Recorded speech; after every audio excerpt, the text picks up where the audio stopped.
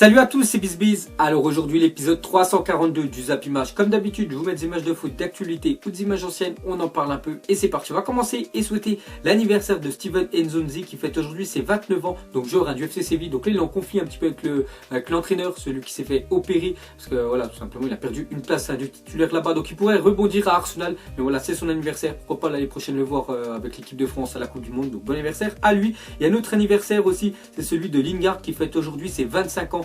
Donc lui c'est un joueur anglais qui évolue à Manchester United. Donc on voit même une photo là en bas à gauche où il est au centre de formation de Manchester United. On voit Cristiano Ronaldo qui jouait avant là-bas. Donc bon anniversaire à ces deux footballeurs là. Ensuite officiel, la LFP adopte l'arbitrage vidéo dès la saison prochaine en Ligue 1. Donc hier il y a une réunion, voilà, la Ligue 1 de football. Donc ils ont voté s'ils allaient appliquer l'arbitrage vidéo ou non. Et voilà, maintenant c'est officiel. Donc l'année prochaine il y aura l'arbitrage vidéo en Ligue 1. Donc déjà la LFP va voter en faveur de l'arbitrage vidéo. Il y a seulement pour voilà, des situations. Donc ça sera après un but, soit pour un carton rouge direct, soit pour une action de penalty, ou soit pour corriger une erreur d'identité d'un joueur. Donc moi je suis quand même pour voilà, l'arbitrage vidéo, parce que voilà, ça aide beaucoup les arbitres, parce qu'il y a trop des fois d'injustice on peut dire dans les matchs. Bon, après ils peuvent pas tout voir les arbitres, c'est vrai que des fois ça va super vite, mais après moi je veux juste voilà, qu'il n'y a pas de coupure on va dire pendant 5 minutes, voilà, parce que des fois c'est beaucoup trop long. Il faudrait que ça prenne max on va dire 45 secondes, comme ça le jeu serait bien sûr encore fluide. Donc voilà les gars, l'année prochaine l'arbitrage vidéo sera en Ligue 1. Ensuite, le dernier like de Thomas Lemar sur Instagram. Donc on voit Tom Lemar 27, donc c'est son compte officiel. Il a dit, aime le commentaire d'un gars qui a dit Welcome to Arsenal. Donc voilà, peut-être un indice voilà, du futur club bien sûr de Thomas Lemar. Ensuite, une déclaration d'Aurel Di Maria. Il a dit, je suis heureux à Paris, mais cette saison pas vraiment, j'aimerais jouer plus. Donc voilà ce qu'a dit Aurel Di Maria. Donc après, maintenant il se cache plus, même quand il est pas titulaire ou même quand il sort en cours de match, tu vois qu'à chaque fois il est dégoûté. Donc lui, son objectif bien sûr c'est de partir du PSG. Mais il est heureux là-bas, mais voilà, le problème c'est qu'il veut jouer dans un club et jouer bien sûr beaucoup plus. Ensuite, une autre déclaration d'un joueur parisien, mais lui qui joue bien sûr c'est Marco Verratti. Donc c'est marqué le Real Madrid, ce sont des matchs fantastiques, ce sera le plus joli match des huitièmes, tout le monde va le regarder, il faut battre les meilleurs, donc voilà, pour devenir bien sûr la meilleure équipe d'Europe. Donc voilà les gars, ce qu'a dit Marco Verratti. Donc il est impatient voilà, de jouer face au Real Madrid. Donc ce sera le 14 février, ce sera le jour de la Saint-Valentin. Faut pas oublier que le 14 février aussi 2017, voilà, c'est quand même un bon jour pour le PSG parce qu'ils avaient quand même mis 4-0. Ensuite on va parler on va continuer sur ce match. On peut voir que le prix des places s'envole déjà pour le PSG, voilà, face au Real Madrid. Donc ce sera le match retour, je crois ça sera le 6 mars. Donc déjà le Parc des Princes, voilà, le stade du PSG, c'est les places les plus chères de tous les qualifiés voilà, pour la Ligue des Champions. Donc on voit rien que pour le Bayern Munich, la place la moins chère c'était 123 € et la plus chère au Parc des Princes c'était plus de 1400 €. Donc ce qui est énorme quand on voit qu'il y a des places pour la Ligue des Champions à Liverpool à moins de 10 €. Donc vous voyez bien sûr la différence. Et on peut voir que lors de ce match face au Real Madrid, donc déjà ils ont mis des places, enfin le staff, enfin l'équipe du PSG, des places à 260 € qui sont partis directement. Et maintenant voilà, on voit qu'il reste plus que des places à 700 € tout en haut voilà, du Parc des Princes. Donc voilà, si vous voulez assister au match les gars, il va falloir bien sûr mettre beaucoup d'argent. Ensuite une déclaration de Draxler. Il a dit, j'ai confiance en moi, j'ai des qualités pour jouer ici et je n'ai pas pensé à quitter le PSG après seulement 6 mois. C'était très clair. Donc voilà la déclaration de Draxler. Donc lui voilà, il veut continuer à jouer au PSG. En plus ces temps-ci il est titulaire parce que Thiago Motta voilà, est blessé. Donc il joue on peut dire voilà, dans un milieu parce que voilà, les trois devant ils sont pratiquement intouchables. Donc lui s'il veut être titulaire bien sûr ce sera à la place de Thiago Motta, on peut dire en 8. Donc voilà les gars, Draxler lui veut vraiment continuer, essayer de s'imposer au PSG. Ensuite d'après LCI, le domicile d'Unai Emery a été cambriolé avant-hier. Le préjudice serait estimé à 20 000 €. Des documents indiquant le salaire, les primes et les projets de transfert ont été dérobés. Donc avant-hier voilà, le Paris Saint-Germain était en déplacement à Strasbourg. Donc Unai Emery, il n'y avait personne chez lui. Donc on voit qu'il y a des cambrioleurs qui sont allés chez lui. Donc lui ont volé tous ces documents là. Et aussi, enfin il s'est fait aussi voler voilà, des maillots voilà, qu'il avait obtenus des joueurs bien sûr à la fin des matchs. Donc ça fait quand même plus de 20 000 €. Donc voilà l'histoire qu'a vécu Unai Emery. Ensuite une déclaration de Rakitic. Il a dit, Neymar est l'un des meilleurs joueurs du monde. Toutefois souvent les meilleurs joueurs du monde ne font pas partie de la meilleure équipe. Donc voilà ce qu'a dit Rakitic. Donc bien sûr on peut dire voilà, qu'il lèche un petit peu voilà, Neymar, mais il descend complètement le PSG, peut-être à cause de la remontada. Donc, tout simplement il dit que le PSG est un petit club et Neymar fait partie d'un grand, enfin c'est un grand joueur et devrait jouer dans un grand club. Ensuite une déclaration d'un joueur du Barça, donc c'est Iniesta. Donc on lui a demandé si Neymar au Real Madrid qu'est-ce qu'il en pensait. Il a dit oui, cela me dérangerait car c'est un joueur décisif, cela renforcerait notre rival de manière significative. Donc voilà ce qu'a dit Iniesta. Donc lui voir Neymar au Real Madrid, vraiment l'ennemi on peut dire du Barça. Donc lui voilà, il pense même pas à cette idée. Ensuite, on continue avec Iniesta, milite pour 2 renforts. Donc vous savez que le Barça va sûrement recruter cet été. Et on voit que Iniesta a fait une déclaration, il a dit l'arrivée de Coutinho et de Yuri Mina, ce seraient 2 grosses signatures en tout cas, mais cela reste difficile d'évoquer le sujet quand rien n'est signé. Donc déjà, Coutinho, on en parle souvent les gars, que Coutinho il va arriver. Donc maintenant, on n'a plus qu'à attendre le mercato hivernal pour voir vraiment si ça va se faire ou pas. Et Yuri Mina, donc c'est un joueur brésilien qui évolue dans le championnat du Brésil. Et lui donc serait pour remplacer Mascherano qui risque de partir en janvier. Et pour revenir sur Philippe Coutinho, on voit que le Barça est optimiste concernant l'arrivée de Philippe Coutinho en janvier. Liverpool, club inclus, suppose qu'il ne partage plus le même vestiaire après cet hiver. Donc on voit quand même la une journal Mundo Deportivo optimiste pour Coutinho. Donc il y a des grandes chances quand même qu'il rejoigne le Barça cet hiver. Ensuite, pour revenir sur Yerry Mina, donc le défenseur brésilien qui pourrait prendre la place de Mascherano vu qu'il va partir. Donc on voit qu'il n'y a pas que le Barça qui est intéressé par son profil. On voit qu'il y aura aussi le Borussia Dortmund qui pourrait proposer 25 millions d'euros pour ce défenseur brésilien. Donc on verra où il va se diriger cet hiver. Ensuite, à parler de Iker Casillas, est ciblé par le Deportivo La Corogne. Le joueur serait favorable à un retour en Espagne. Donc vraiment gardien légendaire de la sélection espagnole et même du Real Madrid. Donc actuellement il est à Porto, au Portugal. Donc on voit qu'il aimerait bien revenir en Liga et pourquoi pas du côté du Deportivo.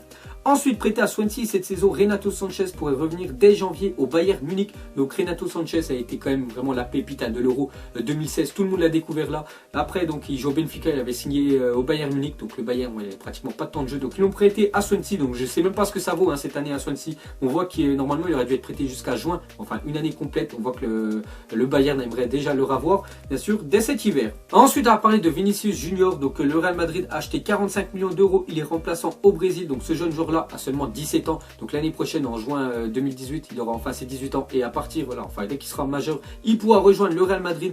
Et on voit que quand même le Real Madrid, c'est déjà officiel, il appartient au Real. Ils avaient quand même mis 45 millions d'euros et il est remplaçant dans son club, donc j'espère qu'ils sont pas fait comme on peut dire douiller le Real. Ensuite, on va parler de Ousmane Dembélé, a été élu meilleur jeune de Bundesliga de la saison 2016-2017. Il figure également dans le 11 type. Donc voilà les gars, bonne nouvelle pour Ousmane Dembélé. Donc même s'il joue plus bien sûr dans le championnat allemand, l'année dernière il a été élu le meilleur jeune joueur de Bundesliga. Donc il a reçu son trophée, il figure même dans le 11 type de la Bundesliga. Ensuite, prime pour chaque joueur allemand en fonction du parcours de l'Allemagne lors de la Coupe du Monde 2018. Donc on voit que les joueurs allemands, on peut dire négocier leur prime. Donc c'est quand même l'équipe la championne du monde. Donc voilà, il y a des grandes chances quand même qu'ils aillent, on peut dire, dans le carré final. Donc s'ils finissent huitième de finale, donc ça sera 0 € quart de finale, 75 000 €. On va aller regarder directement s'ils perdent en finale. C'est quand même 200 000 € en prime pour chaque joueur qui aurait été bien sûr dans le groupe. Et s'ils sont vainqueurs, c'est plus de 350 000 €. Donc vraiment jackpot s'ils remportent la Coupe du Monde. Ensuite, à parler de Arda Turan est en Turquie pour négocier avec Galatasaray. Il a rencontré le président du Galatasaray et le directeur sportif. Donc il y a des grandes chances déjà qu'il parte du Barça et pourquoi pas un retour dans son pays, bien sûr la Turquie, et du côté du Galatasaray. Ensuite, une photo de Lionel Messi et Luis Suarez. Donc vous savez que Messi il a remporté cette année le soulier d'or et Luis Suarez en a déjà rapporté aussi pas mal. Donc regardez les deux en train de poser au centre d'entraînement bien sûr du Barça avec tous leurs souliers d'or remportés. Ensuite, regardez la banderole des supporters du Milan AC contre Donnarumma. Donc c'est marqué violence morale, 6 millions d'euros par an et la signature d'un frère parasite. Maintenant tu pars, la patience est terminée. Donc tout simplement Donnarumma, les supporters du Milan AC, ils veulent qu'il parte dès janvier, parce qu'en fait Donnarumma, c'est surtout son agent, parce que l'agent de Donnarumma c'est Mino Raiola, donc c'est quand même l'agent de Zlatan, l'agent de Paul Pogba. Donc lui il pense vraiment pas l'avenir bien sûr du joueur, il pense surtout à essayer d'obtenir le plus d'argent et que le joueur gagne des gros salaires. Donc Donnarumma, il y aurait des pistes qui pourraient partir au PSG dès cet hiver. Donc on voit ce qu'a mis la banderole bien sûr des supporters du Milan. Ils ont dit que c'est un parasite et qu'il devrait partir du Milan. Et on continue avec Donnarumma en larmes et consolé par Gattuso et Leonardo Bonucci après le message virulent des supporters du Milan AC à son encontre. Donc il y a des grandes chances quand même qu'il quitte le club du Milan. Ensuite, on va parler de Manchester City cette saison en Première Ligue. C'est quand même 49 points sur 51 possibles, 15 victoires consécutives, 52 buts marqués, soit plus de 3 buts par match. Donc monstrueux Manchester City, c'est vrai qu'ils ont une équipe monumentale. Il ne faut pas oublier que les gars ils ont quand même le record de victoires d'affilée en Première Ligue avec le nombre de 15. Avant c'était 13 et ils ont déjà pulvérisé, on peut dire, le record de 2 matchs. Et on peut voir que la seule équipe invaincue lors d'une saison de Première Ligue est Arsenal en 2003-2004. Les Gunners avaient reçu un trophée en or pour pour l'occasion. Donc voilà, il n'y a qu'une équipe qui n'avait jamais perdu en Première Ligue. Toute l'histoire de la Première Ligue, c'est Arsenal dans la saison 2003-2004. Donc vous avez reçu le trophée en or voilà, de la Première Ligue. Normalement, il est en argent et Arsenal cette année l'a reçu en or. Ensuite, une déclaration de Louis van Gaal, l'ancien entraîneur de Manchester United. Il a dit: je crois que Dortmund n'est pas comparable au Bayern Munich aujourd'hui. Comme entraîneur, je n'ai plus beaucoup de temps et je ne peux pas transformer une petite équipe en un grand club. Donc voilà, parce qu'en fait, Dortmund, vous savez qu'ils ont licencié leur entraîneur. Donc actuellement, ils n'ont pas d'entraîneur. Donc ils auraient pensé à Louis van Gaal. Et lui, tout simplement, on peut dire qu'il a descendu quand même le club. Il a dit qu'il ne peut pas récupérer une petite équipe. Il n'a pas beaucoup de temps là, en tant qu'entraîneur devant lui. Donc il aimerait entraîner une grosse équipe et non une petite. Donc non, bien sûr, pour Dortmund. Ensuite, une déclaration de Diego Maradona. Il a dit: j'ai dit à Florentino, donc Florentino, c'est l'entraîneur du Real Madrid, achète Mbappé. Je lui ai dit, quand nous sommes vus à la FIFA, il m'a dit: tu sais, j'ai Cristiano Ronaldo et ça, qu'ils vendent belle, qu'ils le donnent, ils doivent acheter Mbappé. Donc voilà, pour Maradona, le Real Madrid doit absolument bien sûr acheter Kylian Mbappé. C'est vraiment l'avenir. Et qui dit à Diego Maradona, il dit que c'est vraiment l'avenir bien sûr du football. Donc il devrait vendre Gareth Bale, même le donner. Donc voilà, c'est quand même il descend un petit peu Gareth Bale et que le Real bien sûr achète Mbappé.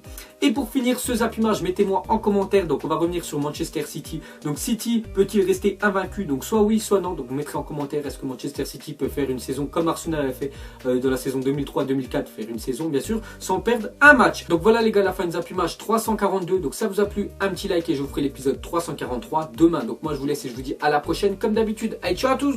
Salut, salut, salut, salut, salut, salut, salut, je t'en m'en vallée, j'ai la je suis rafale, je monte sur scène, l'impression d'être une bête de foire, pas envie de parler, pas envie de te voir, en jaune, en gris, en rose, je ressors de quartier, non, qu'elle sache que jamais je l'oublierai, et je roule avec le meilleur et